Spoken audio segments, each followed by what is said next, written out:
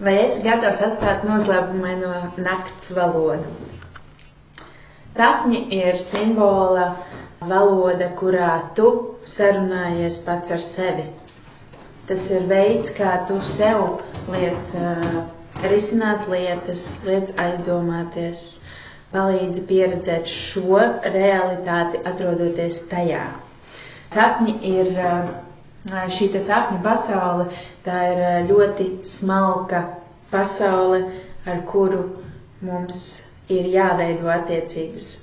Un ir daudz dažādu veidu, kā mēs to varam izdarīt, un tas būs viens no mūsu kopējiem uzdevumiem šajā ciklā iemācīties smalko sapņu valodu, iemācīties zīmes, simbolus, kurus mēs paši sev rādam, ko spēt saprast ziņu vēsti, kuru mēs paši sev mēģinam nodot caur šiem sapņiem. Šī sapņu pasaule ir katra individuālā, autentiskā pasaule, kur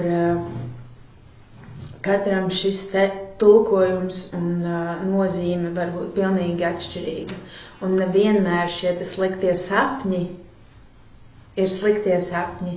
Ja mēs spējam viņus pareizi iztulkot un ieraudzīt, ko mēs sev gribam pastāstīt, tad lielākoties tā ir ļoti skaista vēsts tajā, kas mums var palīdzēt atrodoties šajā realitātē.